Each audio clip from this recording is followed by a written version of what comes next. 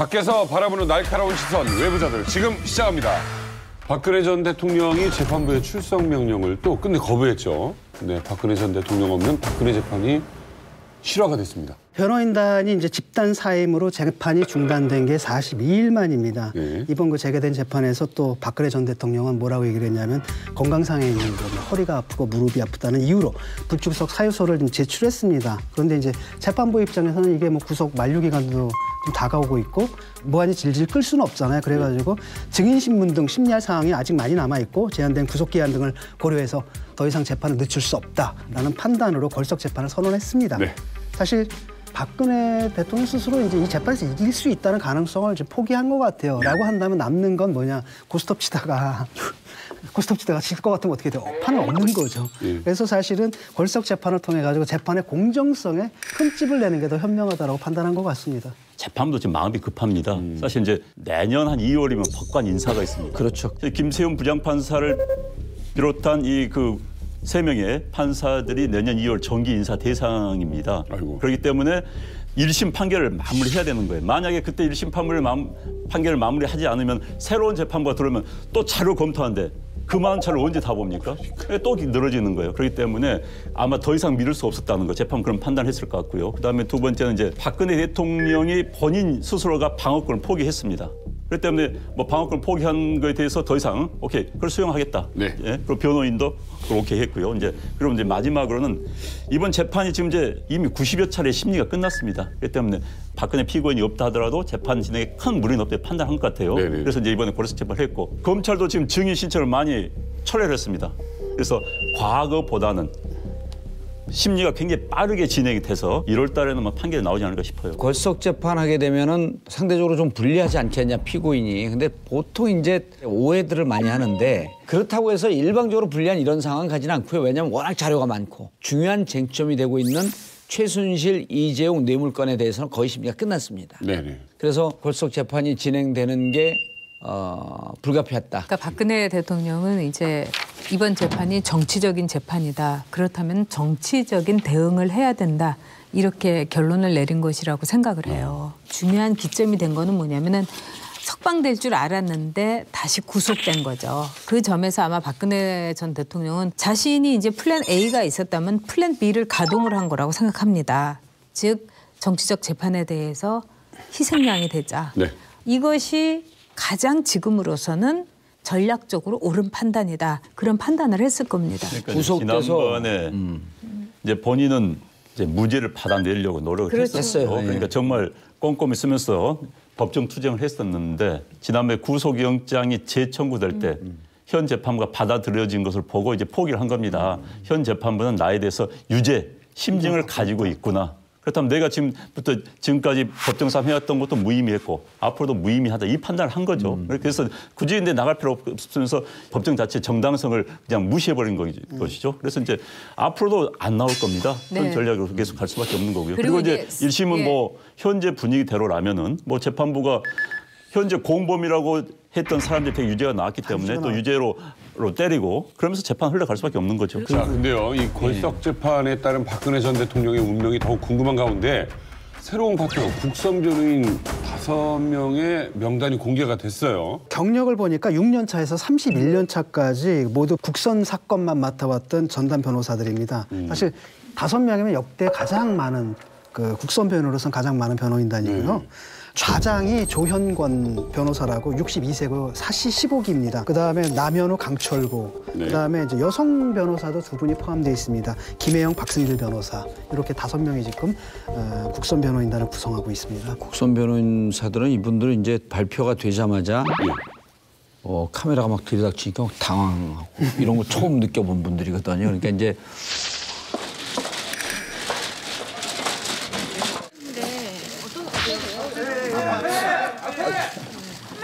한 말씀만 해주세요. 저희 어차피 네, 저희는 피고인의 이익을 위해서 하여튼 최선을 다할 겁니다. 접견 요청은 계속 하실 건가요? 하여튼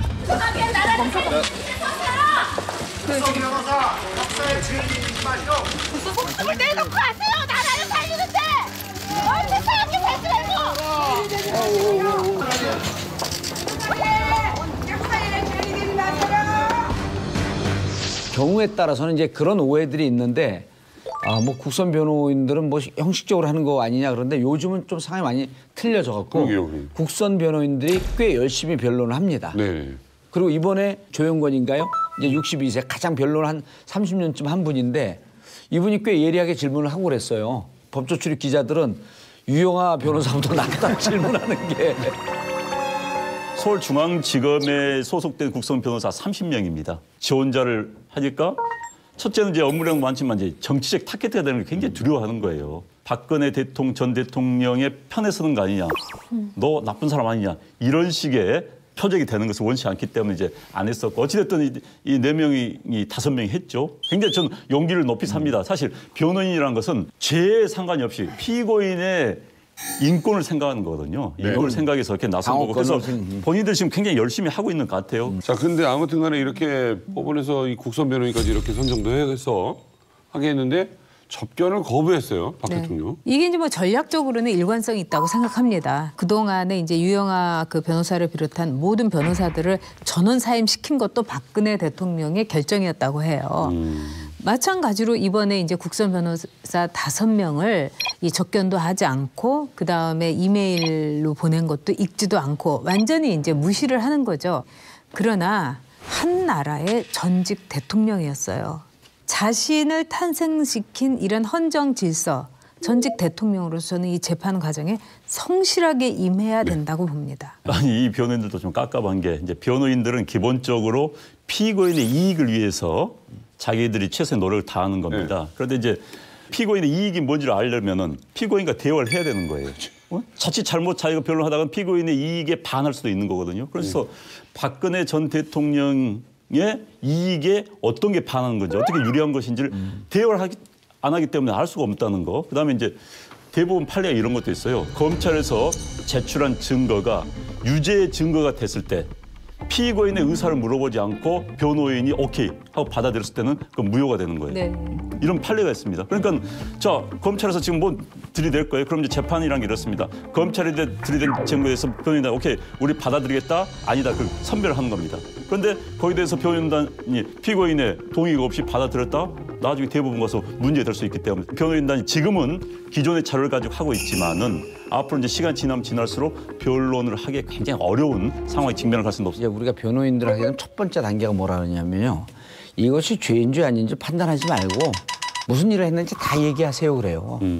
변호사가. 그러니까 예를 들어 뭐 난 안 때리려고 했는데 저쪽에서 때려갖고 때렸습니다. 그럼 그런 얘기 잠깐 평가하지 말고 팩트를 다 얘기를 하세요 그래요. 그럼 이제 팩트를 다 받아 적은 다음에 어느 것을 어떻게 방어할 것인가라고 하는 기획을 짜는 거거든요. 근데 이제 이 변호인단 입장에서는 보세요. 여기과 연동되어 있는 재판이 이재용 부회장 재판인데 1심에서 5년을 받았단 말이에요. 뇌물 공여가. 그리고 최근에 뭐가 나오고 있습니까? 특활비가 나오고 있잖아요. 그리고 문고리 3인방이 들어갔고 박근혜 대통령의 그 지시로 우리는 특활비를 갖다 줬습니다. 이거는 국고 손실의 뇌물 다 해당되는 거예요. 그러니까 변호사들 입장에서는 야 이게 도대체 어떻게 된 거야? 그리고 이거 다 불리한 진술인데? 그럼 이 부분에 대해서 물어봐야 될 거 아니에요. 네. 이 특활비 받았습니까? 받았으면 무슨 용도로 받았습니까? 무슨 통치행위라고 판단했습니까? 이걸 들어야 되는데 산은 산이고 물은 물이로다가 응대를 안 하는 거예요. 그럼 변호사들 입장에서는 처음부터 예측은 했지만 변호인들은 서류로밖에 이제 응대를 못 합니다. 무척 재판이 빨리 진행될 가능성이 높아진 거죠. 이분들도 안 됐네요.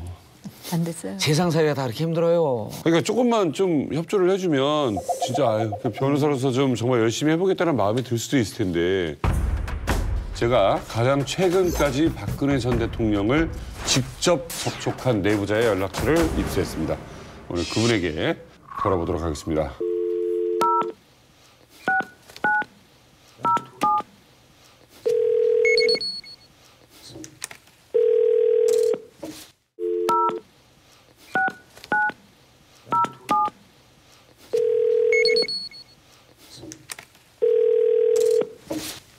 예, 도태우입니다. 네, 안녕하십니까. 여기 외부자들의 진행을 맡고 있는 남인석입니다. 반갑습니다. 네, 안녕하십니까. 네, 안녕하세요. 우리 시청자 여러분들께 인사 좀 부탁을 드리겠습니다. 네, 안녕하십니까. 도태우 변호사라고 합니다.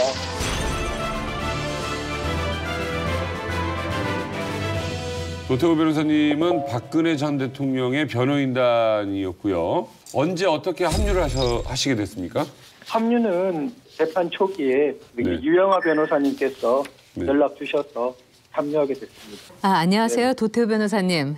네, 안녕하십니까? 네, 고생 참 많으셨습니다. 그동안에 그 변호인으로 일하시면서 박근혜 전 대통령을 몇 차례 만나셨습니까? 그래서 뭐 재판 때마다 뵙는 거니까요. 네. 몇 차례라고 하면 될 것 같습니다. 변호인으로서 따로 이렇게 이 대화를 하거나 구치소 그 면회실에서 만난 적도 있었습니까? 네, 네. 있는데 구체적인 뭐 숫자를 다 거론하는 건 조금 적절하지 않은 것 같았어요. 네. 지금 박근혜 전 대통령이 건강 상태가 굉장히 안 좋다고 하는데 점점 날이 갈수록 안 좋아지시는 걸 느끼셨습니까? 눈으로도? 네, 네, 그건 그렇습니다. 네. 왜냐하면 재판 초기부터 이렇게 약 5개월간 뭐 같이 이렇게 뵀었기 때문에 네. 가장 초기의 모습이랑 그 맞춰갈 때의 그 모습은 굉장히 달랐습니다. 구체적으로 어떻게 달랐나요? 앉고 서시는 것 자체가 어느 땐가부터는 신음처럼 이렇게 약간 소리를 내시면서 이렇게 불편하신 그런 형태였거든요. 언론에서 나온 대로 이제 허리 디스크라든가 이런 것이 굉장히 심각하다 이렇게 볼 수 있겠네요. 확진을 받은 것으로 알고 있습니다. 지금 박근혜 전 대통령이 제일 힘들어하는 거는 뭐였습니까? 글쎄요. 뭐 내가 어떤 뭐 감정적으로 그런 뭐 심중의 그런 부분을 말씀드리긴 어려운 것 같습니다. 네. 그러면은 도태우 변호사님한테 이거는 꼭 강조하고 싶다라든가 이건 매우 중요한 것이다 이렇게 얘기한 것은 어떤 사안이었습니까? 글쎄요, 뭐 중요한 부분은 워낙 많으니까요. 네. 이것이 가장 중요하다 이렇게 최상급으로 표현할 수 있는 거는 꼭 집어서 그렇게 말씀드리긴 좀 곤란할 것 같습니다. 네. 그 박근혜 전 대통령이 이제 변호사 분들도 이제 만나지 않고 유영아 변호사만 이렇게 접견이 가능했다 뭐 이런 보도도 있었는데 그거는 사실이 아닌 겁니까? 그렇죠. 그건 전혀 아니죠. 저도 네. 네, 당연히 만나서. 그러면 이렇게 박근혜 전 대통령에 대해서 잘못 알고 있는 거, 오해하고 있는 게 어떤 거인가요? 글쎄요. 구치소 관련해서. 제가 모든 언론을 이렇게 뭐 네. 관찰하고 보고 있는 것은 아니었어요. 탄핵 이래로 그렇게 잘못 알려진 부분은 워낙 그 탄핵 사태 와중이나 오버로 확인된 부분도 많고 해서요. 네. 그런 부분 말고 뭐 구치소에서 부분이라면 글쎄요, 생활 중에 발가락 그 부상이라고 흔히 언론에서 알려진 부분, 네. 그 부분도 사실은 단순한 뭐 발가락에 상처가 생긴 그런 정도가 아니었고요. 인대에 손상이 가거나 하면 작은 문제는 아니지 않습니까? 간단한 일종의 상처처럼 이렇게 약간 오해될 수도 있는 것 같아서 그런 네. 부분 조금 안타까웠습니다. 그런데 그 지난번에 MH그룹 아시죠? 네네. 더럽고 차가운 감방에 갇혀 있다며 서울구치소에서 인권 침해를 당하고 있다. 네. 박근혜 전 대통령이 직접 인권 문제를 토로한 적이 있었나요? 그렇게 보도된 표현 자체가 내가 알기에는 MH그룹이 표현한 표현과는 다르다고 알고 있고요. 그 MH그룹이 제기했던 그 보다 중요한 측면은 구금 자체가 왜 보석처럼 어떤 임시적 석방의 방법이 있는데 굳이 그런 방법을 택하지 않느냐는 부분에 대한 문제 제기가 더 본질적인 것이었거든요. 궁금한 게 있는데 그 국제법률팀 MH그룹이 이제 갑자기 튀어나왔단 말이죠. 실체가 있는 그룹인지. 최소한 몇 년 전부터 이제 활동하고 있던 그룹이었고요. 특히 이제 국제 인권 분야에 대해서 특화된 네. 좀 그런 성격을 가진 법률 자문 그룹이랄까요? 그 구치소 교도소 안에 의무과가 잘 되어 있어요. 네. 일단 의무과에서 치료하다가 치료가 안 되게 되면 또 외부 병원 치료를 받는 건 알고 계시죠?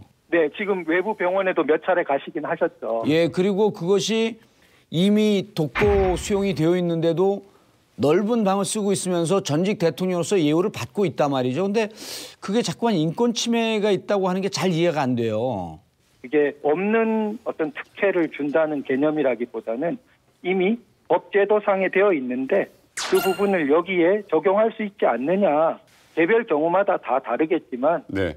좀 희귀한 질병을 갖고 계시다고 알려져 있지 않습니까? 질병으로.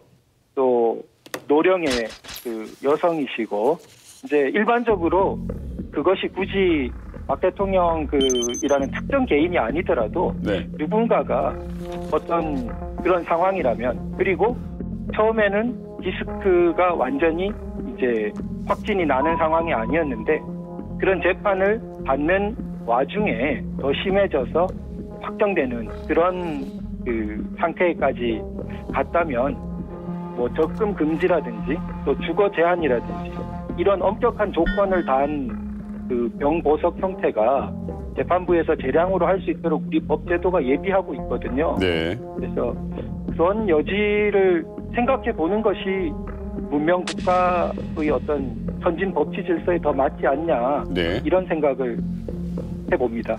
또 이제 인터뷰를 보니까 박근혜 전 대통령이 굉장히 배려심도 많고 소탈했고 구치소 안에서도 나라 걱정을 했다 이렇게 말씀하셨어요. 어떤 점을 가장 걱정하던가요? 하나는 아프리카 국가들에서 네. 그 약속 부분에 있어가지고 예. 대통령께서 이게 상황이 변하시면서 예.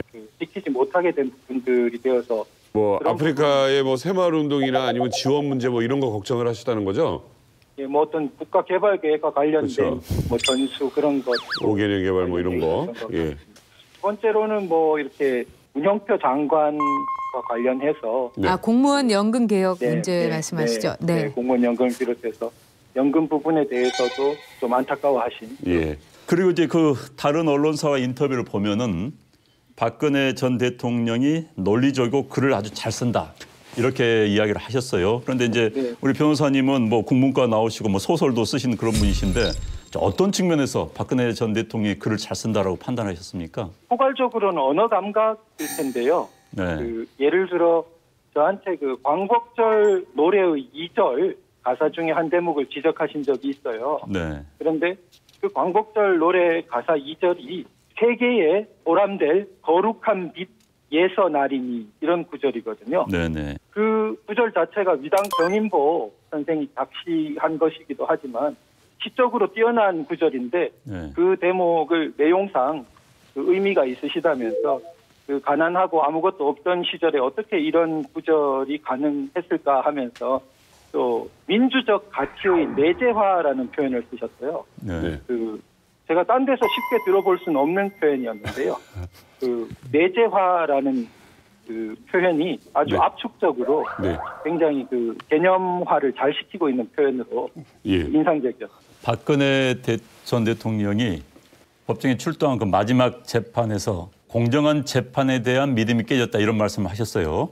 네네. 그런데 우리 변호사께서도 현 재판부의 공정한 재판에 대한 믿음이 깨진 그런 상태입니까? 그렇게 생각하십니까? 공소사실 18가지 중에 그 구속영장에 포함되지 않은 한 가지가 남아 있었는데 그 한 가지를 가지고 이번에 구속연장 결정을 하게 된 것이거든요. 그런데 그 한 가지가 그 SK그룹에 대한 뇌물 요구라는 혐의예요. 네. 그런데 이 SK그룹에 대한 뇌물 요구라는 거는 이제 고영태, 박헌영, 정현식 등이 SK 상무를 만나서 재단으로 돈을 넣으라고 요구했는데 그것을 뇌물 요구로 본 것입니다. 그런데 삼성 1심 재판에서도 재단으로 그때는 현실적으로 돈이 들어갔는데 그 부분은 뇌물로 보지 않고 무죄로 했거든요. 그런데 지금 이 경우는 돈이 들어간 것도 아니고 재단으로 돈을 넣어달라고 요구를 했다는 것이죠. 예, 지난 10월에 그 유영하 변호사를 비롯해서 변호인단이 총사퇴를 하지 않았습니까? 네. 예, 근데 그 보도에 따르면 총사퇴가 원래 그 박 전 대통령의 결정이었다라고 되어 있는데 그게 사실입니까? 글쎄요, 그걸 일방적인 결정이라고는 전혀 될 수 없는 것 같고요. 왜냐하면 변호인 스스로의 어떤 판단 부분이 있지 않습니까? 네. 그런데 또 한편으로는 의뢰인분의 그 이야기도 전혀 들어보지 않고 모든 것을 최종 결정한다라는 부분도 이상하긴 하겠죠. 누군가 제일 먼저 얘기를 꺼냈을 거 아닙니까? 뭐 변호인이 굳이 우리가 이제 변호를 할 필요가 없다라는 판단을 내리고 누군가가 처음에 그 말을 했을 텐데 그게 박근혜 전 대통령이었는지 아니면 유영하 변호사를 비롯한 변호인단이었는지 제가 궁금한 게 그 점입니다. 글쎄 그 부분은 제가 정확히는 모르겠습니다. 근데 그 변호사라고 하면 어떤 상황에서든 간에 변호를 포기하면 안 되는 거 아닙니까? 예를 들어가지고 설사 의뢰인이 뭐 포기하겠다라고 한다 하더라도 막 그러지 마시라고 설득을 하거나 그런 과정도 있었어야 된다고 저는 생각하거든요. 굉장히 예외적이고 지금 일어난 상황이 문제적이고 또 큰 틀에서 봐서는 그 불행한 일은 맞습니다. 그 구속 연장 결정이 사실 그 저희들로서는 좀 충격적인 결정이었고 좀 너무 막다른 길인 그냥 구속 연장으로 가버려서 참 안타까웠습니다. 그 결국은 이제 그 변호인단에서 재판부를 불신한 거거든요. 결국 의미를 보면은 이 재판부 앞에서는 우리가 변호를 해봐서 의미가 없다 이런 판단을 내리신 거잖아요. 근데 그 판단이 네. 해당 재판부에 대한 판단인가 아니면 대한민국 사법부 전체에 대한 판단인지 궁금하거든요. 왜냐하면 이게 1심에서는 변호를 갖다 포기한다 하더라도 재판부가 이제 2심에서는 또 바뀌지 않습니까? 그때는 또 다시 변호를 재개할 수 있는 건지요.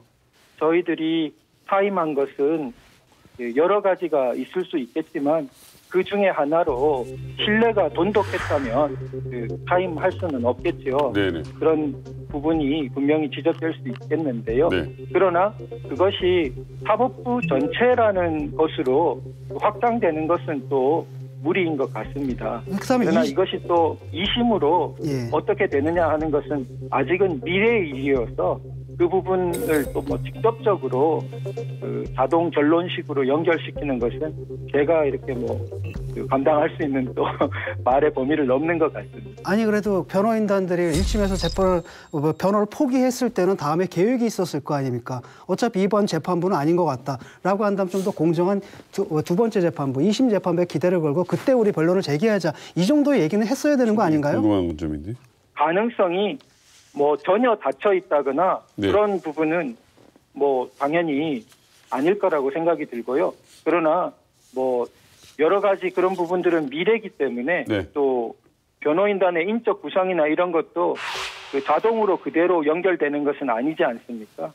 다음에 박근혜 전 대통령이 변호를 또 요청하신다면 우리 도태우 변호사님은 참여하실 마음이 있으십니까?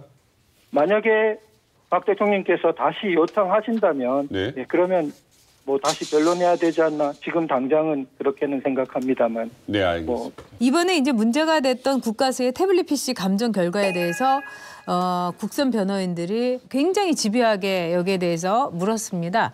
그 국선 변호인들의 질문에 대해서는 적절하다고 보세요? 제가 언론을 통해서 조금 접한 거로 봤을 때는 네. 그 국선 변호인이 이번 그 JTBC 태블릿에 관한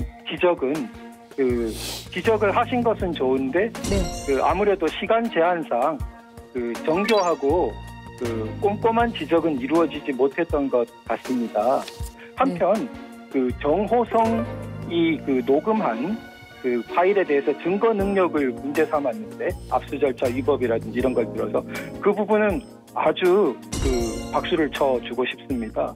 네, 이렇게 국선 변호인들이 열심히 하고 있는데 정작 박근혜 전 대통령은 국선 변호인들하고 만나지도 않고 또 이메일조차 열어보지 않고 있다고 하는데 앞으로 이 재판은 어떻게 되겠습니까? 재판 전체에 대해서 제가 이렇게 예단하기는 어려운 부분 같고요. 또 그렇습니다. 사실은 지금 여러 방송이나 전문가들 의견에서 좀 전략을 잘못 세운 게 아니냐라는 변호인단에 대한 질책도 많이 있었습니다. 혹시 좀 변호인단으로서 좀 반성하는 부분들이 있으셨습니까? 글쎄요, 저희들의 노력이 모자라고 여러 가지 세부적인 점으로 들어가자면 반성할 점이 왜 없겠습니까? 그러나 큰 흐름에 있어서는 네. 당사자라든지 변호인이 무죄를 확신하고 있는데 그것을 어떤 재판 전략상 어떤 입장 표명을 바꾼다는 것은 네. 하나의 경범죄라 하더라도 그것은 옳은 방향은 아니지 않나 네. 그렇게 생각합니다. 귀한 시간 내주신 우리 도태우 변호사님 고맙습니다. 기회 주셔서 감사합니다. 네, 감사합니다. 아주 신중한 분이시네요. 글쎄 인터뷰 응해주셔서 참 감사하기는 한데 너무 말씀을 안 하시니까 글쎄요. 그러니까 글쎄요가 제일 많이 나왔죠. 글쎄. 글쎄요. 글쎄요. 뭐 중요한 부분은 워낙 많으니까요. 글쎄요. 뭐 글쎄요. 이분도 그 어떤 막 속에 있었던 게 아닌가. 그리고 그 조인근 그 연설 비서관이 비문, 말도 안 되는 문장이라니까 이게 나와서 몇 번 항의를 한 적이 있다. 이제 물론 박근혜 전 대통령한테 직접 하지는 않았겠지만 그러면 비문을 분별하고 이것이 잘못된 것도 모르고 그걸 그대로 읽었다는 얘긴데 어떻게 이 도태우 변호사는 논리적이고 매우 내 말이 그렇다고 할 수 그리고 있는지. 제일 중요한 게 네. 8.15 경축사에서 차가운 류승 그 하얼빈 감옥에서 옥사하시고 이런 거는 그 내부에서 스크린 있을 수 기능이 없어요. 완전히 안 됐다는 네. 거거든요. 그러니까 무시했던 거예요, 절차를. 그러니까 또 하나. 완전 무시한 거예요. 또 하나 우리 박근혜 전 대통령께서 구치소에서 아프리카의 걱정을 많이 했다라고 하십니다. 그리고 국민연금 합병에 대한 것도 걱정을 많이 했고요. 아직도 그 이제 박정희 뭐 새마을 운동 이 국가는 내가 만든 것 이런 판타지가 계속 있는 거예요. 그 안에서 지금 걱정해야 될 건 나라가 아니라 자기 자신이잖아요. 분명한 건 박근혜 대통령과 소통이 안 된 것은 분명한 것 같아요. 비슷한 유형 아니에요? 근데 전 그런 생각이 들던데. 75일간의 침묵을 깨고 북한이 기습 도발을 감행했습니다. 북한이 오늘 새벽 평안남도 평성 지역에서 화성 14형으로 추정되는 장거리 미사일을 발사했습니다. 미사일은 53도를 날아서 일본 대타적 경제수역안에 떨어졌습니다. 정상 각도로 쐈다면 미국 워싱턴까지 닿을 수 있다는 분석이 제기됐습니다. 지난달 29일 ICBM급인 화성 15형을 고각 발사를 했는데 4,400km 이상을 날아갔어요. 그다음에 이제 거리는 960km 날아갔는데 이것을 실제 이제 정상 각도라는 것은 30도에서 45도 사이로 각도를 쏘는 걸 말합니다. 그렇다면은 평양에서 워싱턴까지가 11,000km입니다. 와, 충분히 간다는 얘기죠. 충분히 원했던 미국 전역을 때릴 수 있다는 것이죠. 쉽게 말해서 북한이 전 세계 어디든지 자기가 원하면 타격할 수 있는 그런 운반체를 마련했다라고 이제 볼 수가 있는 것이죠. 실제 핵탄두까지 완전히 실어서 날릴 수 있을 것이 완성했는지는 모르나 북한은 이번에 그걸 발표했다는 게 상당히 의미가 있는 겁니다. 네. 뭐 듣지 않으니까 그런다 그러더라고요. 원래는 이렇게 해가지고 고각 발사를 하게 되면 내려올 때 탄두가 공기랑 닿는 면이 적기 때문에 마찰열이 덜 생긴다라는 거죠. 그래서 네. 사실은 정상 발사했을 때 이게 대기권 진입이 훨씬 더 어렵다고 합니다. 그래서 거기까지 확보됐는지는 지금 알 수 없는 거고요. 네. 하지만 이제 북한에서 발표한 대로 전술 기술적 재원과 기술적 특성이 우월한 무기체계다 이렇게 선전을 했는데 분명히 어떤 부분에서 확연한 기술적인 진보를 이룩한 것만은 사실로 보입니다. 네. 이거 뭐 이렇게 미국 본토를 겨냥했다 막 이런 걸 강조하는 거 보면 아무래도 뭐 트럼프가 이게 봐라 우리는 한다 이런 거 보여주려고 그러는 거죠. 북한은 매우 일관되게 지금까지 자신들의 계획대로 아주 철두철미하게 움직였습니다. 그리고 북한한테 굉장히 중요한 것은 내년이 이른바 김정은 3대의 그 집권 70주년입니다. 그렇기 때문에 내년에 뭔가 화끈하게 한탕하는 더 확고한 모습을 보여줄 가능성이 저는 크다고 봐요. 그래서 평창 올림픽 전에 한번 세게 한 번 더 쏘아 올릴 것이다. 저는 그 가능성이 충분히 있다고 봅니다. 북한을 너무 과소평가하는 경향이 있어요. 그게 뭐 어떤 전략이나 뭐 이런 거 아니 맞아요. 거예요? 너무 우리의 바람이 과잉 그렇죠. 투영되는 겁니다. 사실 최근에 문재인 대통령도 뭐 북한의 미사일에서 약간 뻥이다 CNN2에서 이런 식으로 표현도 했었어요. 그런데 북한은 아닙니다. 우리들이 모르는 사이도 기술을 계속 향상 발전시켜 온 게 사실이고 드디어 ICBM까지 쏘게 된 겁니다. 이 ICBM 쏘기 전까지도 우리 전문가들은 아마 ICBM급이 되려면은 2, 3년 더 걸릴 것이다. 이런 얘기를 계속 해왔었어요. 계속 했죠. 북한은 보란 듯이 해 보이는 겁니다, 지금. 그런데 이제 지금 방금 말씀하신 것처럼 평창 올림픽 전에 한번 할 수 있는 게 북한이 지난번에 8월 9일에 쐈던 그 화성 12형 할 때는 발사 훈련이라고 그랬어요. 이번은 시험 발사라고 했습니다. 그렇다면은 지난번에 이제 화성 12형 쏠 때는 일본 열도 지나서 태평양에 쐈습니다. 이번에는 일본을 자극하지 않기 위해서든 어쨌든 시험 발사든지 간에 고각 발사해서 동해상에 떨어뜨렸어요. 그런데 이걸 실제로 태평양 일본 열도를 통과시켜서 태평양을 향해 쏠 가능성이 매우 높습니다. 네. 그렇다면 이제 평창 올림픽 전에 한번 할 수가 있겠죠. 북한의 능력을 과소평가할 필요는 없다 이런 생각을 합니다. 북한이 미국에 보내는 어떤 김정은이 보내는 어떤 사인이나 메시지가 있다고 보십니까? 그 조선중앙TV 발표 전문을 보면 이제 아까 뭐 두 분이 말씀을 하셨지만 그게 이제 완성했다고 본인들은 이제 이번에 선언했는데 재밌는 표현이 나오는데 시험 발사는 최대 고각 발사 체제로 진행되었으며 여기서부터가 이제 그 재밌습니다. 주변 국가들의 안전에 그 어떤 부정적 영향도 주지 않았다. 미국의 입장을 무척 신경 쓰고 있었다는 거예요. 다만 기술적 진전은 미국이나 서방 세계가 예측한 것보다는 좀 빨리 이룬 것 같다. 트럼프 대통령과 이제 전화하기 전에 첫 성명이 그거 있지 않습니까? 북한에 대한 우려와 함께 미국의 대북 공격도 우려를 동시에 나타냈어요. 네. 그러니까 이제 대통령의 시각을 드러낸 겁니다. 그래서 이 부분이 앞으로 내년 초에 이 정부가 굉장히 난처해질 거예요. 그다음에 두 번째는 미국 우습게 보면 안 됩니다. 미국이요, 이라크 전쟁 벌이기 전에 1년 동안 준비했습니다.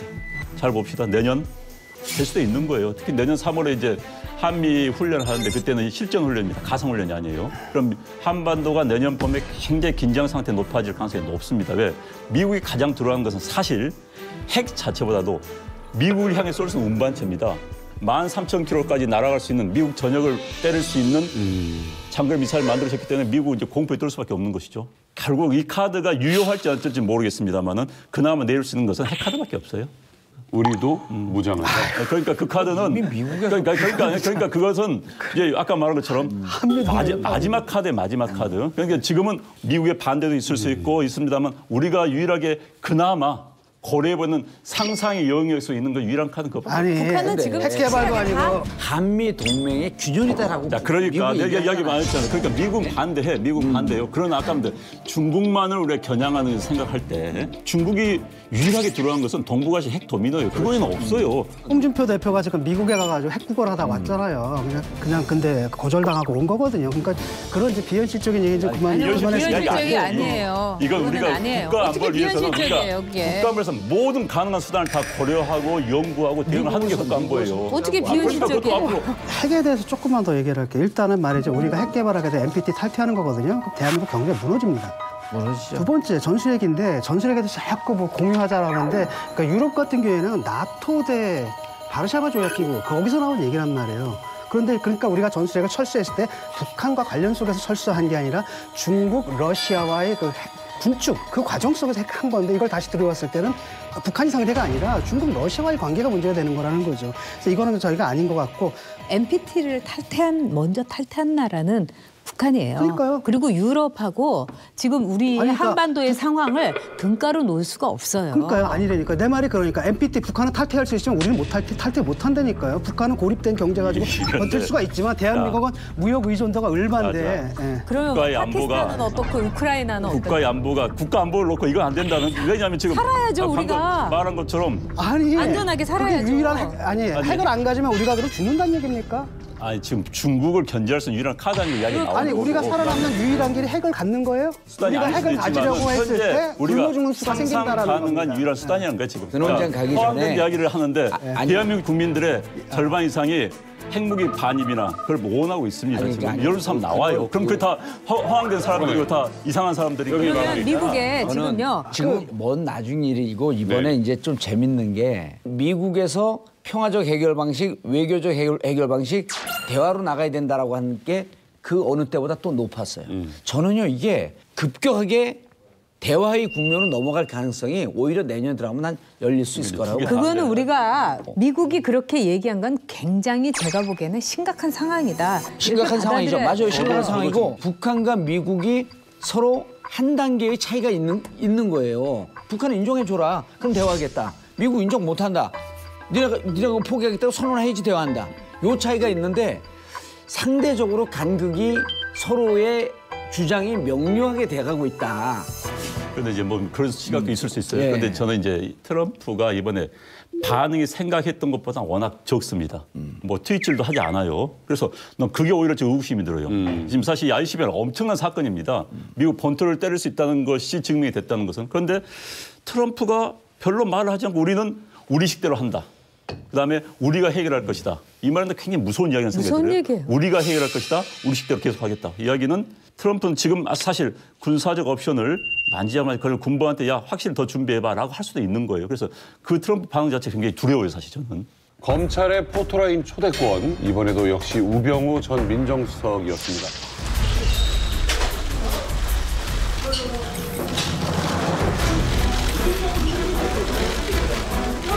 포토라인의 네 번째 섰습니다. 이게 제 숙명이라면 받아들이고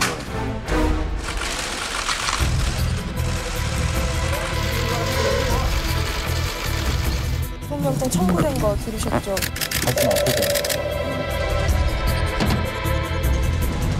네, 수고하셨습니다.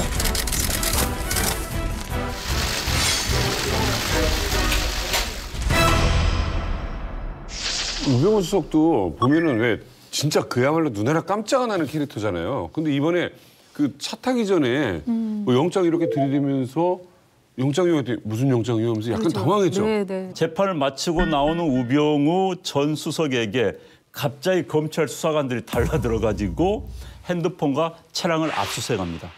그러니까 이제 우병우 수석이 그동안은 사실 여유를 부렸죠. 정말 무서울 정도의 차가움과 냉정함을 유지했는데 그렇죠. 이번에 깜짝 놀라가지고 이거 상당히 예외적이에요. 영장 한다면 사무실로 간다거나 그렇지. 집으로 간다고 하는데 길거리를 가고 있는 사람을 달라들어서 하려고. 핸드폰 뺏은 거 굉장히 놀랐겠죠 아마. 그래서 이제 두 가지 측면이 있어요. 그 부분이 긴급했기 때문에 빨리 핸드폰을 가지고 확인할 게 있어서 했을 수도 있고 또는 내부 고발자기 때문에 그러니까 셀 수도 있는 거고 또 하나는 기자들 앞에서 우병우의 기 죽이기도 한 맞아요. 적이 있습니다. 그렇죠. 왜냐면 그건 기자들이 다 보고 있는 거예요. 이게 다 노출된 겁니다. 뭐 사무실이나 집으로 갔다 오면 뭐 기자들 모르죠. 나중에 검찰이 우리 했습니다라고 이야기할 뿐이고 그래서 어찌됐든 우병우 수석이 정말 그동안은 여유만 부리다 이번엔 정말 깜짝 놀란 모습을 그것도 취재진들 앞에서 보여줘서 화제가 됐었죠. 예. 그러니까 조금 보충을 하자면 일단은 이제 범죄 사실이라는 게 사실로는 다 확인이 됐거든요. 이 사람들이 얘기하는 게 이제 해석만 범죄가 아니었다라고 하고 있는 거고 저는 요번 압수수색에 굉장히 중요한 부분이 있는 게 구속영장 신청을 할 때 이게 2번인가 3번 지금 거절이 됐잖아요. 기각이 됐단 말이죠. 근데 이게 사실 증거인멸과 관련된 부분이거든요. 그렇기 때문에 이 핸드폰 안에 과거에 저질렀던 범죄에 대한 기록이 있다라기보다는 말을 맞추기 위한 그런 것들이 있다라고 한다면 이거 자체가 바로 뭐냐면 구속의 사유가 되는 거죠. 증거인멸에 네. 우려가 있는 거죠. 그걸 노린 게 아닌가라는 생각이 들어요. 커넥션에서 또 하나 살펴볼 게 현직 검사가 좀 연루되어 있다라는 것 때문에 이게 이 시끌시끌합니다. 근데 봉도사님. 이번에 몇몇 언론에서는 우병우 사단이 이제는 이번 수사하는 쪽에서는 많이 걷어졌기 때문에 이번 좀 냉정하게 할 거라고 보는데 아직도 사단이 존재할까요? 그분은 김모 차장검사예요, 지방에. 근데 이제 본인은 기자들한테 이제 안부 전화했다라고 밝히면서 신분이 드러난 거죠. 네네네. 그런데 이제 그 기자들도 또 이런 얘기를 해. 한 명이 아니더라. 그러니까 그분이 추명호하고 최윤수 변호사들을 이렇게 연결시켜 줬는데 지금 그분은 서울에 안 있고 지방인데 그걸 어떻게 알았겠냐. 그러니까 여기 서울에 있는 고검의 라인들이 연락을 주고받고 하면서 그 안에서 말 맞추는데 여러 명이 동원된 것으로 알고 있다. 이렇게 된 거예요. 왜냐하면 그분이 그 바닷가에 가 있거든 지금. 그래서 이번 같은 경우는 이 커넥션, 김모 차장검사의 커넥션까지 있기 때문에 빠져나기가 좀 힘들지 않겠느냐 이렇게 보이는 거예요. 그 추명호 국익정보국장이 구속이 되면서 굉장히 많은 이야기가 나왔어요. 그 가운데가 최윤수라는 인물의 역할에 대해서 굉장히 밀접한 그 친구고 막역한 사이잖아요. 이 검사가 왜 국정원에 갔을까? 그렇다면 이 사람을 그냥 가서 뭐 노는 자리도 아니었을 거고요. 그런 점에서 일종의 리에종 역할이라든가 배달 역할을 확실하게 했을 것이다. 이제 우병우 수석하고는 서울대 법대 8사건 동기에다가 사시 동기예요. 대학 4학년 때 합격을 한 굉장히 머리 좋은 사람들이죠. 그런데 이제 국정원 2차장은 국내 파트를 담당하기 때문에 굉장히 청와대나 이 정치권 입장에서 본다면 굉장히 중요한 자리입니다. 그런데 이제 부산고검의 차장검사장이 거기 가면서 대체 무슨 줄이냐? 왜? 또 어떤 연유로 갔을까? 그래서 이제 결국은 우병우와의 관계에 의해서 간 게 아니겠는가를 현재 추정을 하고 있는 것이죠. 관심이 갈 수밖에 없는 자리였기 때문에 청와대에서는 아마도 이거 추정컨대 우병우에 대한 박근혜 전 대통령에게 신뢰를 바탕으로 해서 우병우 전 수석이 자기 친한 친구를 추천을 했고 그래서 이제 국정원 2차장이 임명되지 않았을까 싶어요. 최윤수는 동기는 아니고 22기예요. 그리고 이제 우병우는 19기니까 우병우가 대학교 3학년 때 합격을 했고 최윤수는 6학년 때 합격을 하는 거예요. 졸업하고 이제 2년 있다가. 그 전이네 아예. 최윤수 본인의 얘기입니다. 우병우 수석한테 연락을 받고 그 가라 거기에 국정원 2차장 가라 그러는데 이제 자기가 전문 분야가 아니기 때문에 갈 수 없다. 근데 우병우 수석이 뭐라 그랬냐면 3가지만 있으면 된다. 첫 번째 국가에 대한 애국심. 그다음 박근혜 대통령에 대한 충성심. 그 셋째 나하고 잘 협조해서 내가 끌어주면 된다. 우병우가 그렇게 제안한 것을 거절을 못하고 간 거예요. 그때 당시 상황을 보면요. 이석수 특별감찰관 아니에요. 특별감찰관 제도가 왜 만들어졌습니까? 처음에는 공수처 얘기하다가 여야가 견해가 안 맞아서 그다음에 상설 특검으로 얘기를 했어요. 공수처, 상설 특검 이것도 안 되니까 양쪽이 밀고 당기고 하면서 절충한 게 대통령 친인척을 감찰하는 그다음에 청와대 고위공직자들 감찰하는 특별감찰관으로 하자. 네. 하고 그 자리에 누구를 했냐면 이석수 특별감찰관을 임명한 거 아니에요? 그러네요. 이석수 특별감찰관은 그게 임무입니다. 근데 특별감찰관이 나하고 우리 아들하고 그 처갓집을 조사하니까 뭔 일을 하는지 알아봐 하면서 추명호 국장한테 지시를 했고 추명호 국장한테 내려가는 과정에 누가 있냐면 최윤수가 있었던 거예요. 근데 최윤수는 친구지만 자기 상관이죠. 청와대고 거절할 수도 없는 상태. 중요한 건 여기서 진행되고 있었던 일을 다 알고 있었고 그리고 이것이 불법으로 진행되는지도 알고 있었습니다. 왜냐하면 국정원장을 통하지 않고 직접 들어갔으니까. 네. 우병우한테 직보된 거거든요. 그래서 본인은 여러 가지로 억울한 점도 있지만 우병우한테 엮인 인연 때문에 여기까지 지금 오게 된 거죠. 저는 이번에 가장 좀 관심 있었던 게 이석수 감찰관이랑 이렇게 우병우 수석이 이 법정에서 만났는데 이석수 감찰관이 이제 뭐 아주 그냥 있는 그대로 얘기를 했더니 드디어 우병우 수석이 레이저를 쐈다, 노려봤다 뭐 이런 표현들이 있더라고요. 그렇죠. 그 둘 사이에서는 뭐 충분히 가능한 일이죠.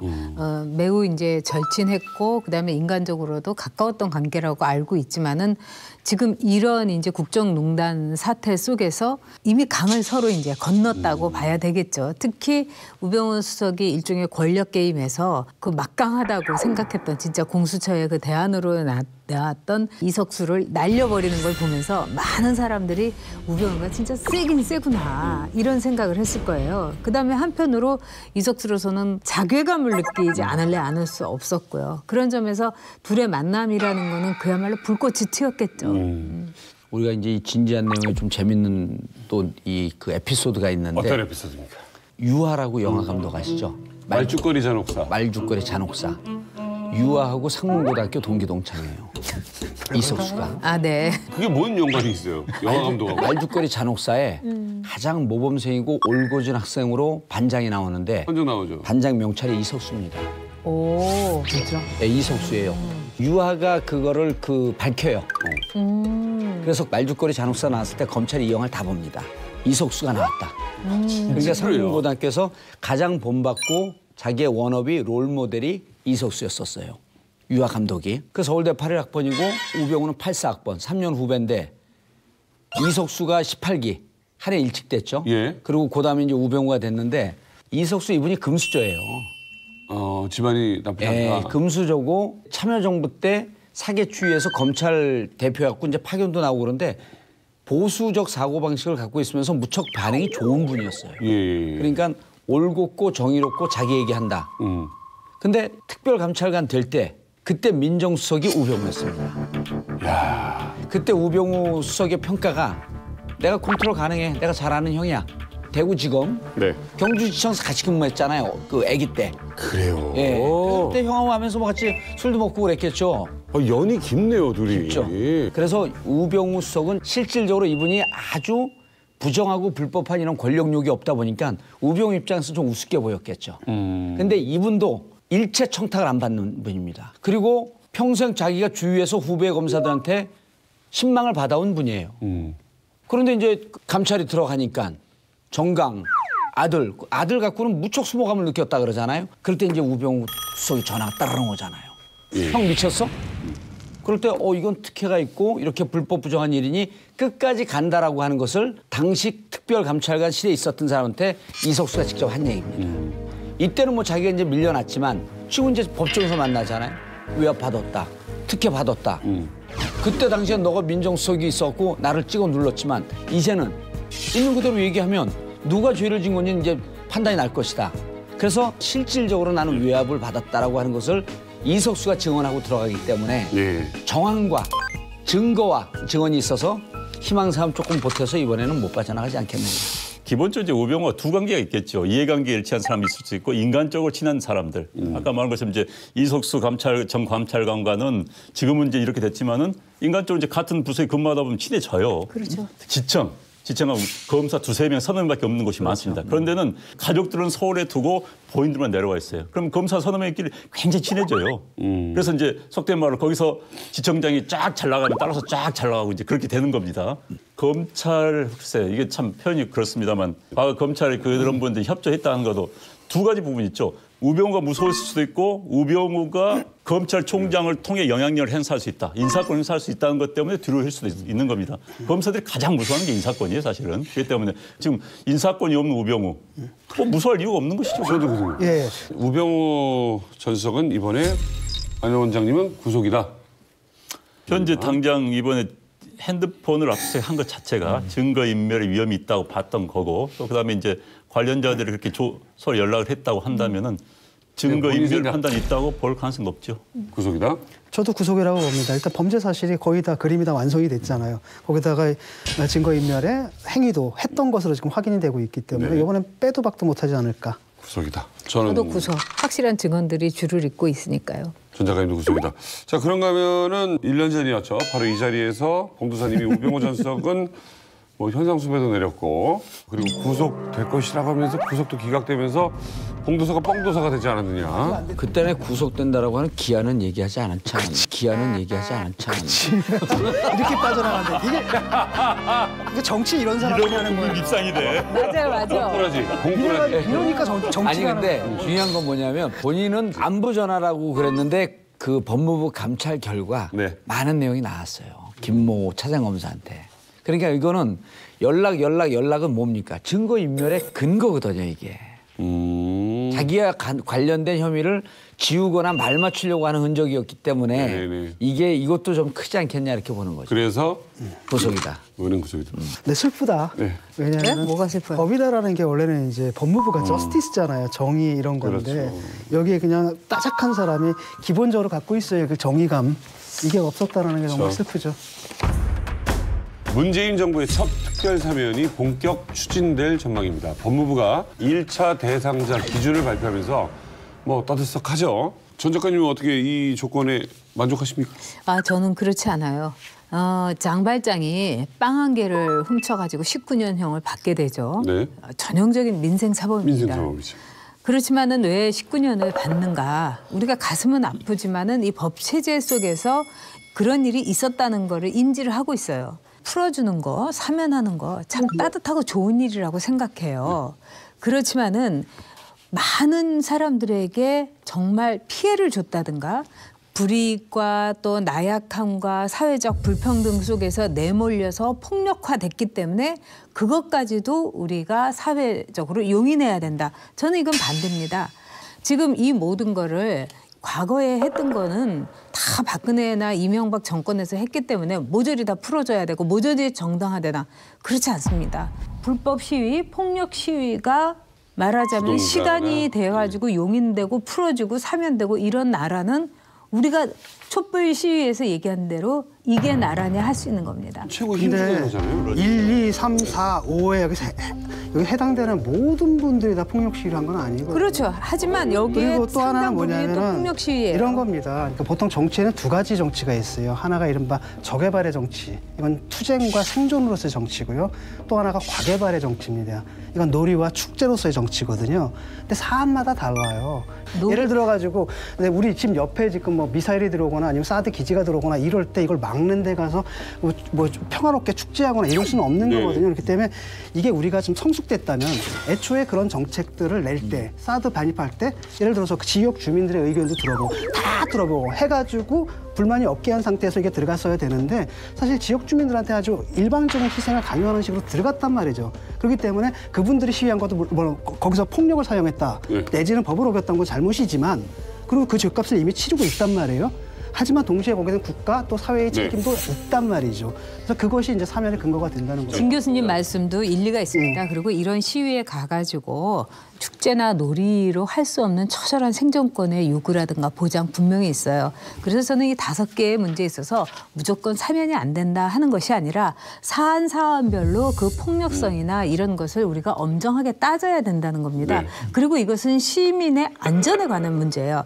예를 들면은 용산 참사 그 시위자의 문제. 그 당시 용산 참사의 그 시위는 전국 철거민 연합과 그다음에 세입자들이 돈을 모았어요. 6천만 원을 그 당시에 투쟁기금으로 모았는데 이 돈으로 어떻게 했냐면은 새총 발사용의 골프공을 10,000개를 구입을 하고요.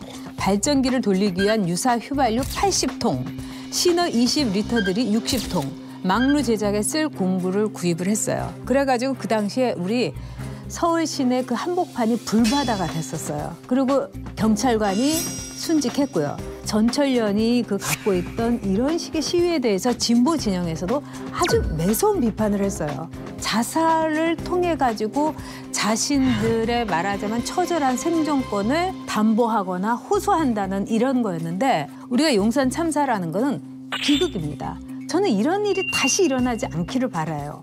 그때 경찰 1명만 돌아가신 게 아니거든요. 거기 철거민 4명이 돌아가셨어요. 불 속에서 타 죽었어요. 경찰에서 그럼 그렇게 전철련이 그렇게 위험한 단체라는 걸 알았다라고 한다면 그런 식의 무리한 진압 시도를 했어야 되느냐라는 거죠.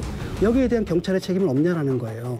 그러면은 폭력적인 전철련에 대해서 경찰이 그러면 그냥 두고 봐야 되는 겁니까? 저는 이 상황에서 경찰의 대처가 매우 매끄럽지 못했다는 건 저는 인정을 합니다. 그렇죠. 왜 재가발이 될 때마다 수많은 사람들이 포크레인에 찢겨나가고 수많은 사람들이 비명을 지르고 울부짖고 이런 일들이 벌어지는가.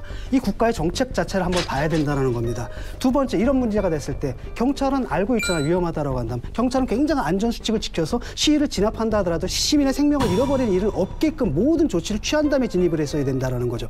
사회의 책임, 그다음에 우리 국가의 책임, 여기에 대해서도 우리도 거기다 한 번쯤은 생각해 볼 때가 되지 않았느냐라는 거예요. 사면이라는 게 바로 겁니다. 이 사람들이 들어가지 몇 년째 거기서 지금 살고 있거든요. 이미 집값을 치렀습니다. 그래, 너희들도 잘못했지만 우리가 국가가 또는 사회가 미안한 부분도 있다. 그건 좀 인정해 주겠다. 라는 아주 약소한 선물이라고 봐요. 이게 어떤 측면이냐면은 이제 다른 시 참가자의 형평성 문제 생기는 거예요. 예를 들어서 자, 지난번에 국정농단 사건에 항의해가지고 어떤 포크레인 기사가 서울중앙지검 청사에 그냥 포크레인 갖다 피를 받았습니다. 아, 대단했어요. 그 양반 지금 정읍 교도소에서 2년째 지금 근무를 하고 있어요.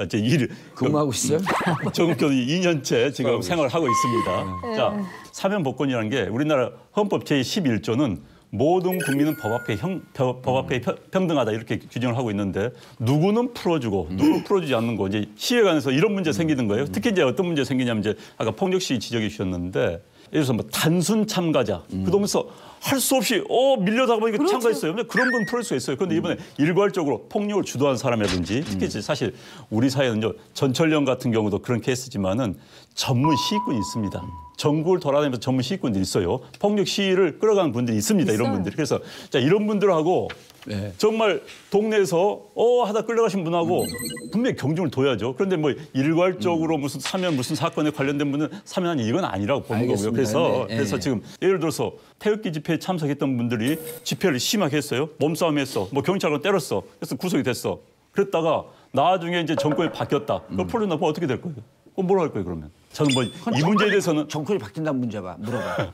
그러니까 이런 문제에 대해서 우리가 신중하게 접근해야 일괄적으로 판단이 그건 아니라 이거죠. 그래서 저는 이제 이런 게 있는 거죠. 철거 현장에서의 국가 공권력의 난폭성은 그 어느 현장보다도 강력합니다. 예를 들어 노동 현장에서의 투쟁, 노무 현장에서 투쟁보다도 유난히 우리 철거 들어올 땐 용역 깡패가 들어와도 공권력이 신경 한 번 안 쓰고 우리가 유난히 심하게 짓밟히고 있다라고 하는 것에 대한 일종의 대응으로 격한 그 투쟁이 될 수도 있는 거예요. 그래서 이게 사실은 쌍방의 책임이 있어요. 쌍방의 책임이 있기 때문에 요 4개의 이걸 굳이 박은 이유는 현 정권이 촛불로 탄생한 정권이다 보니까 과거의 공권력이 과한 행사 부분에 대해서는 반성적 고찰로 좀 굳이 지적을 한 거예요. 아까 그 시국 뭐 국정농단 항해에서 포크레인 찍은 분들이요. 저는 이번에 다 대상에 올라갈 거라고 봐요. 그리고 그분이 자기 개인의 어떤 이해를 갖고 대모한 게 아니기 때문에 그런 분들도 포함되리라고 봅니다. 다만 화합이라고 하는 대전제 속에서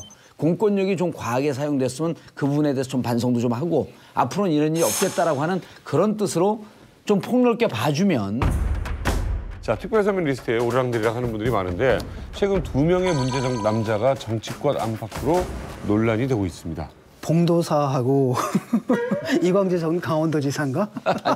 아니에요. 저는 그 명단에 없어요. 한상균 민주노총 위원장하고 그다음에 이석기 전 의원이죠. 예. 지금 그 여러 진보 단체에서는 특별 사면을 요구하는 그 시위까지 지금 벌이고 있는데 이석기 전 의원 같은 경우에는 이제 헌법재판소의 통합진보당 해산으로 의원직을 상실한 상태에서 그 2015년 1월에 내란 선동 혐의로 징역 9년 선고를 받고 항소심 재판 중이고요. 네.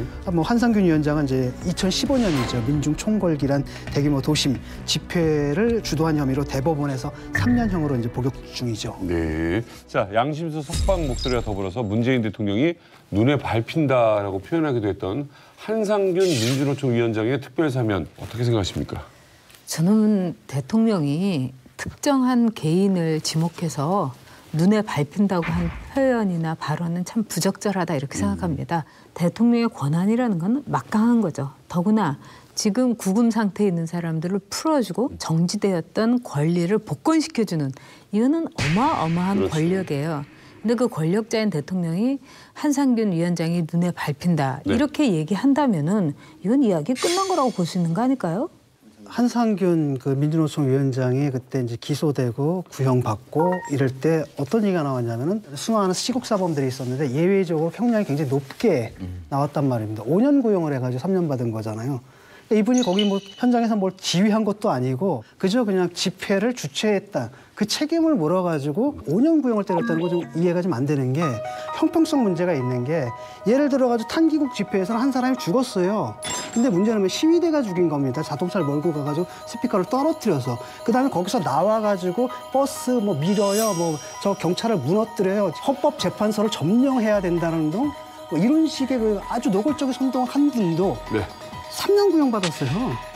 이 부분에 대해서는 좀 다시 사회가 한번 재고를 해봐야 되는데 당시가 어떤 상황이었냐 한번 보십시오. 그때 누가 돌아가셨냐면 백남기 오신다. 그분이 돌아가셨단 말이죠. 물대포 맞아서 그러니까 과잉진압이었던 거예요.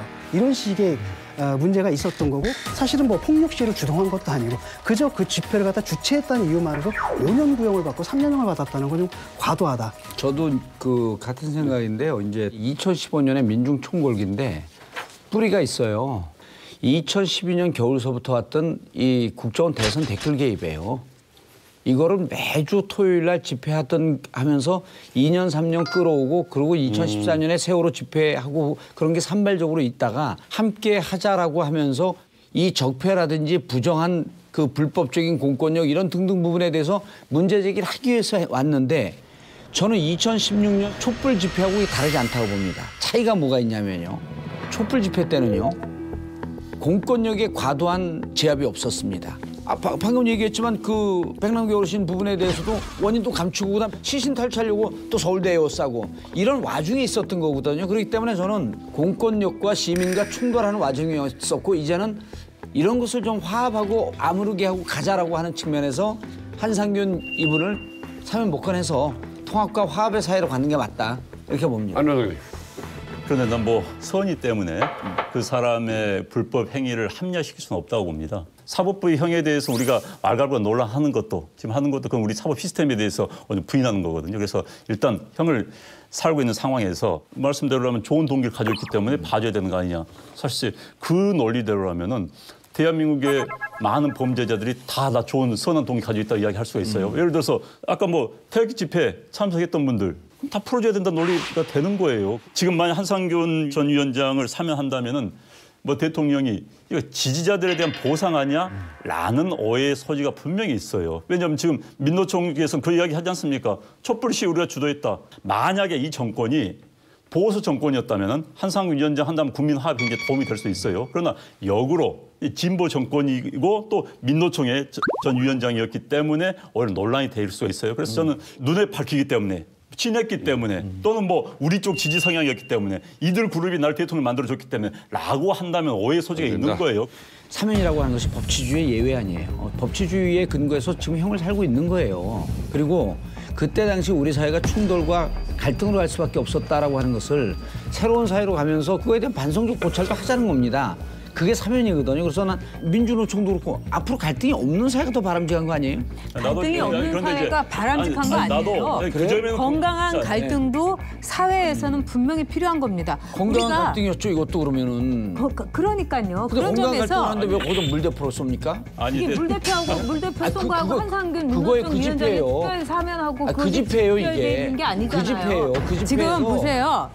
한상균 이분이 민노총 위원장인데 이 위원장이라는 건 누구나 장에 대해서는 스스로의 책임을 져야 됩니다. 그리고 검찰에서 검찰 얘기를 제가 꼭 대변하는 건 아니지만은 이런 얘기를 했어요. 왜 폭력 투쟁으로서 이것을 외쳐야 하는가. 그런 점에서 죄질이 굉장히 무겁다 이런 얘기를 했어요. 민주노총 위원장이면 우리나라에서의 한국노총과 민주노총 양대 노총 아니겠어요?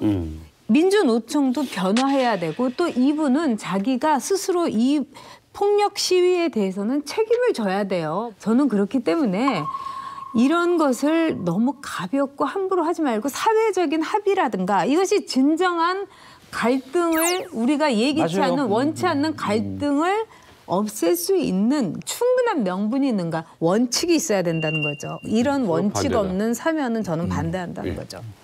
자, 그런데 자꾸 이제 이러시면 폭력 시위에 대한 죄의식이 없어지는 게 문제예요. 지난번에 저는 건설 노조 분들이 마포대를 점거해가지고 난리가 났어요. 저도 그 피해자인데 그런데 이분들이요 국회 앞에서 국회에서 이제 자기들 관련 법안을 상정하지 않는다 하니까는 청와대로 가져가지고 마포대를 그냥 점거해 버린 겁니다. 그렇죠. 자 그런 경우 자 이분들 어떻게 봐야 됩니까? 어떻게 봐야 돼요? 그건 그분들 때문에 마포대는 퇴근 시간에서 서울 시민 100만 명 이상 피해 봤을 겁니다. 아니 그리고 퇴근을 하는 서울 시민의 피해도 그렇지만은 자 그분들이 그런 얘기를 했어요. 우리 건설 노동자들의 이 아주 열악한 조건을 생각을 해달라 처지를 그러니까 모두 양해해달라 이런 거예요. 그거는 형평성에 어긋나죠. 건설 노동자들만 힘든 게 아니에요. 자, 그 사이에 그렇게 도로를 점거하는 사이에 택배 배달하는 분들은 어땠으며 그다음에 생계를 가지고 정말 몇 시까지 가가지고 해야 되는 사람들의 생계는 어땠으며 이거는 특정 노조와 특정 그룹에 지나치게 제가 보기에는 피해를 많이 준 이기주의자 이렇게 보는 거예요. 신고되지 않은 집회는 처벌받아야 돼요. 그건 맞는데 문제는 잠깐만요. 집회에 대한 불법 집회에 대한 우리 사회에 룰이 있어야 되는 거예요. 그러니까 한상균 이때 불법 집회가 아니었다니까요. 아니 사법부가 불법 집회를 해가지고는 지식법 위반으로 한 거 아닙니까? 지금 이거를 보세요. 무슨 얘기예요? 보세요. 자 집회 신고하죠. 신고하면 받아들이게 되어 있어요. 행진 신고하죠. 신고하면 받아들이게 되어 있어요. 이거 이 핑계 대고 저 핑계 대고 다 막습니다. 오히려 법을 위반한 거는 그때 당시에 공권력이었어요.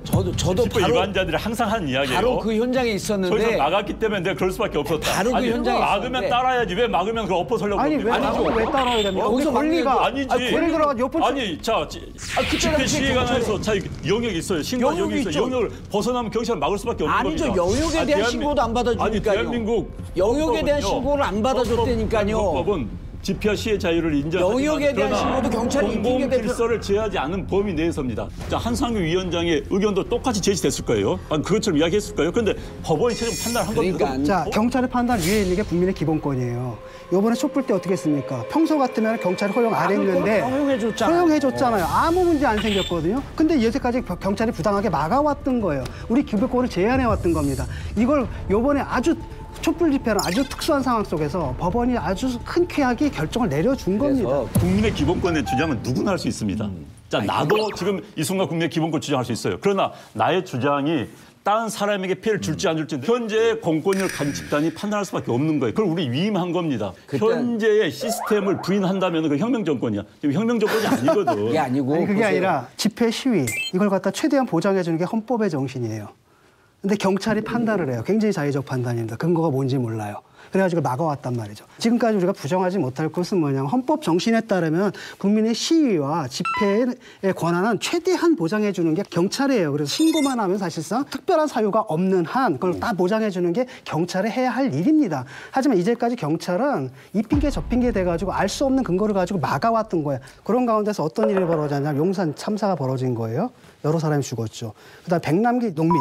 이분이 또 물대포에 맞아 죽는 아주 불행한 사태가 벌어졌단 말입니다. 우리 사회가 시위 문제를 바로 잡는 데는 시위하는 사람들의 잘못도 있지만 국가가 공권력이 그동안 잘못한 부분도 있으니까 이 부분을 같이 반성하자는 차원에서 사면하는 게 옳다고 본다는 거죠, 저는. 네. 자, 이번에는 이석기 전 의원의 경우에 이야기를 해보겠습니다. 자, 사면이 통과가 된다면 야당은 극렬 투쟁을 예고를 하고 있습니다.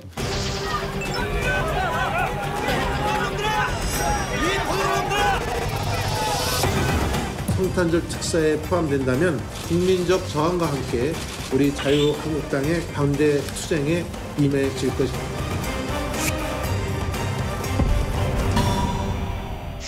사면이 통과가 될까요? 저는 이거는 불가능하다고 봅니다. 불가능하다. 그러니까 이석기 전 의원의 경우에는 내란 예비 음모 및 국법법 위반이에요. 근데 이 과정을 보면은 당시에 통합진보당이 이른바 종북에 대한 개념의 차이를 가지고 갈라서게 된 아주 정점의 사건이에요. 그래서 한국의 진보 정당에서 일종의 선을 긋는 그런 아주 굉장히 중요한 사건입니다. 네. 유사시의 통신시설과 유류시설의 파괴를 모의한 녹취록이 이제 크게 나왔어요. 그래서 RO, 그러니까 그 Revolution Organization, 이게 이제 2004년에 형성된 지하혁명 세력인데요. 그 당시에 이석기 의원의 제명에 대해서는 국회의원 과반수가 찬성을 했고요. 정말 위험한 테러리스트라고 저는 생각을 해요. 종북보다 종미가 더 문제다 이런 발언했어요. 그다음에 애국가는 우리나라의 국가가 아니다. 근데 정작 종북보다 종미가 문제라고 했던 이석기 의원의 아들은 미국에 있어요. 그다음에 어떤 게 있냐면은 이 CN 커뮤니케이션이라고 해가지고 당시 그 권영길 대선 후보 때 일종의 홍보와 또 한국의 그 대학생 총학생회 홍보를 다 맡아가지고 홍보를 한 것까지는 좋은데 뭐 2007년 12월에 25억 원, 그때만 해도 이제 대선 때니까 그 정도의 수입을 올렸고 여기에서 이제 CN 커뮤니케이션과 통진당이 돈 거래를 매우 부적절하게 했다는 것에 대해서는 유시민 의원과 최순영 의원이 증언을 했어요. 자, 이런 인물을 우리가 사면해야 됩니까? 저는 만약에 문재인 대통령이 이석기 전 의원 같은 사람을 사면 복권을 시킨다면 저는 이 나라에 희망이 없다고 생각합니다. 논의를 하는데 쉽지는 않을 거예요. 쉽지는 않은 건데 이제 저는 사면을 해야 된다고 생각을 하는데 이런 거죠. 지금 그 이석기 이제 뭐 여러 가지 뭐 개인적인 비리 뭐 이런 등등 있는데 이것 갖고 지금 유죄를 받은 게 아니에요. 유죄는 뭐를 갖고 유죄를 받았냐면 내란 음모하고 내란 선동인데 내란 음모는요 대법까지 무죄입니다. 내란 음모는요. 내란 음모를 하기 때문에 9년 갖고 안 됐죠. 그냥 내란 선동이 유죄가 된 겁니다. 그 이석기 재판이 무척 신속하게 진행이 됐어요. 통합진보당을 해산하기 위해서 인위적으로 좀 밀고 간 듯한 재판 성격이 있습니다. 대선 때 이정희 대표가 뭐라고 그러냐면 아버지 박정희를 얘기하면서 다카키 마사오라고 하는 것을 공개 토론에서 얘기를 해요. 그리고 그 이후에 아버지 박정희를 얘기하면서 다카키 마사오라고 하는 것을 공개 토론에서 얘기를 해요. 그리고 그 이후에 통합진보당 해산을 그 황교안 법무부 장관이 직접 하죠. 직접 나섰고 이제 하는데 그 팩트만 소개를 하겠습니다. 자, 내란 선동하는데 대상이 누구였었냐면 통합진보당 당원입니다. 발언을 상당히 과격하게 했습니다. 그리고 그때 발언한 것의 주체는 미국이 전쟁을 벌이게 되면 북한과 연합해서 반대해야 된다. 자, 이 대법원에서도요. 이 내란 선동한 부분에 대해서 전원 합의체로 넘어갑니다. 13명 중에 3명이 뭐라고 주장을 하냐면 과격한 발언을 한 것만 갖고는 유죄로 인정할 수가 없다. 그리고 그 이후에 실질적으로 국가 전복의 위험성이 있었느냐 아니면 위험성을 실행에 옮기는 게 있었느냐. 말 그대로 그때 이제 그 통합진보당 해산 때 무슨 얘기까지 하냐면 새초한자로 나오지 않았습니다. 자기서 과격한 발언을 했죠. 그래서 선동에선 유죄가 됐지만 실질적으로 이런 부분이 본인의 생각이 다른 사람과 다르고 본인의 생각이 좀 더 과격한 발언을 했다고 해서 실질적으로 구체적인 실행이 없었는데 이것을 선동한 것 같고 유죄를 때린 거예요. 저는 이 사상에 이석기 의원이 갖고 있는 사상에 동의하지 않습니다. 그러나 내가 동의하지 않고 내가 그 사람의 사상에 동의하지 않는다고 해서 감옥에 놓아야 된다? 기본적으로 우리 헌법은 양심의 자유와 사상의 자유를 보장을 합니다. 이미 60년대 그 한 시인이 이런 얘기를 하죠. 김일성 만세. 이런 것을 주장할 수 있어야지 사회가 건강해진다. 저는 여기에도 동의하지 않습니다. 다만 이 자가 좀 과격한 발언을 했다고 해서 준비나 액션 플랜이 하나도 없는데 이걸 유죄로 때렸다? 좋습니다. 유죄로 받아들이자는 거예요. 법치주의니까 9년 받았습니다. 다만 이가 유죄로 갔던 것은 이러저러한 정치적 사유 그리고 이러저러한 배경이 있는 것으로 본다고 한다면 이석기 의원이 갖고 있는 양심의 자유와 사상의 자유에 대해서는 사회가 관용할 준비가 돼 있다고 보는 겁니다. 물론 이 부분에 대해서 현재 정의당에서도 반대하고 민주당에서도 반대하고 다 반대합니다. 그러나 왜 이 문제를 자꾸만 논란이 되냐면요. 종단 대표들이 석방 건의안을 냈어요. 저는 이렇게 보는 거예요. 이분들이 뭐 종북 좌파고 완전 좌파 생각을 갖고 있는 게 아니고 양심과 사상의 자유로 보는 것이 더 옳지 않겠느냐 이렇게 봤다라고 하는 측면을 네. 신경을 쓰고 보자는 거죠. 네. 사실 별로 안 좋아하시잖아요. 저도 그렇죠. 제가 이제 민주노동당인데 이제 이 세력들이 당에 들어올 때 그걸 반대하고 항의를 했어요. 제 항의가 받아들여지지 않아가지고 제가 민주노동당 탈당 1호입니다. 그때 항의하면서. 근데 문제는 뭐냐면 우리 봉도서가 얘기한 것처럼 난 그 사람들하고 생각 다르거든요. 그다음에 정말 싫어요, 저는. 이론만 반대하는 게 아니라 정서적으로도 너무 싫어요.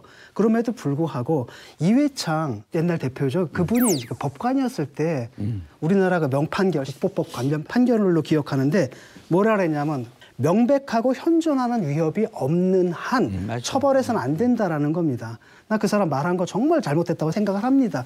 하지만 그걸 가지고 지금 9년형을 받는다라는 건 이건 좀 과도한 게 아니라는 생각이 있고 사실 통합진보당 제가 되게 싫어하거든요. 그럼에도 불구하고 그 당을 해산하는 것은 국민들의 유권자로 표로 하면 될 일이거든요. 그러니까 독일에서 딱 한 번 있었어요. 카페데라고 독일 공산당을 해산시켰는데 그게 나중에 계속 비판이 돼가지고 결국은 10년, 20년, 30년 지난 후에 당시에 피해를 받았던 사람이 다 보상을 받았습니다. 지금은 근데 제가 뭐냐면 국민들이 이걸 갖다 정권에서 풀어줄 때, 사면을 할 때 납득을 하겠냐라는 거예요. 이석기 전 의원의 범죄 혐의를 뭐 따진다면 별 의미는 없고 그것만 했었던 거고. 그런데 이제 하나는 이게 국보법에 찬약 고무죄가 아니죠, 기소된 게. 국보법에 찬양 고무라면 이제 양심과 사상의 자유를 이야기할 수 있는데 어찌됐든 현행 형법상에서도 내란 선동 뭐 관련된 거기 때문에 우리 그럴 때 우리가 인정해야 되는 것이고 뭐 대법원의 소수 의견 분명히 나올 수 있어요. 그러나 형이 확정됐다는 거고. 그런데 이제 문제는 사면 복권이라는 것은 극히 정치적 행위입니다. 그 정치적 행위의 목표는 국민 통합. 그런데 지금 이석기 씨의 사면 복권은 국민 분열. 그렇게 갈 가능성이 매우 높아요. 그러니까 미국에서도요. 의회에서 탄핵이 된 사안에서는 사면을 하지 못합니다. 왜? 의회를 존중하기 때문에. 대한민국의 이석기 같은 경우는 이미 의회에서 대한민국 국회에서 제명이 됐어요. 국회에서 이미 제명이 됐다는 것은 탄핵된 거나 마찬가지입니다. 국회에서까지 된 사안 자체를 지금 사면 복권은 좀 무리가 있다. 특별 사면의 기준을 어떻게 잡아야 할까? 각자 의견 좀 부탁드립니다. 일단 사면 대상자를 엄격하게 선정을 하겠죠. 그동안 뭐 해왔던 뭐 측근이라든지 친인척을 사면 대상자에 넣는 온정주의를 배제해야 되는 거고요. 근데 무엇보다도 사면권 행사가 최소화돼야 됩니다. 그리고 이제 행사를 할 때는 우리나라가 이제 과거에는요 대통령이 사면할 때 제재 조항이 없었어요. 그런데 얼마 전에 이제 사면위원회를 만들어서 형식적이나마 그걸 하고 있습니다. 그런데 다 공개해야 됩니다. 사면위원회에서 왜 저 사람이 대상에 올랐는지, 어떤 이유로, 그리고 어떤 검토 과정을 거쳐서 결정이 되는지 이걸 다 공개하면은 대통령이 함부로 행사를 못하지요. 네. 저는 그 사면이 화합과 통합의 하나의 계기와 좋은 걸음이 됐으면 하는 생각이고요. 대원 측은 여전히 법치주의입니다. 이전에 그 형을 받았던 사람들이 법치주의라고 하는 이름하에 공권력이 오만하게 과도하게 행사된 측면에 의한 피해자는 아니었는지 이런 부분을 지금 좀 반성적 고찰하는 의미에서 좀 그 되돌아봐야 될 필요가 있고 그 근거 위에서 충분히 토론한 근거를 공개를 하고 또 국민들의 협의를 구하고 그래서 분열의 불씨가 아닌 화합의 그 토대가 좀 됐으면 좋겠다는 생각입니다. 화합의 목표에 정확히 부응하는 사면 복권이 있어야 됩니다. 사실 우리 봉도사님 사실 오늘 좀 거론을 좀 해야 되는데 혹시 기대하시는 건 아닌지. 저는 그 대상자가 아니에요 이번에. 그래요? 대상자가 아니고 그냥 당연지사입니다. 당연지사요? 내가 이 사면권을 최소한 이야기해서 미안해. 제일 물매기는 사람이 어떤 주장인 줄 알아요? 죄를 안 줬는데 무슨 사면 복권이냐. 재심 받고 당당하게 살아가라. 재심하려면 앞으로 5년. 재심 받았고 무죄 딱 나오면 되지 않냐. 희석 먹고 10년 박탈 쭉 가는 거야. 그냥. 나 그거 할래. 꽉 채워.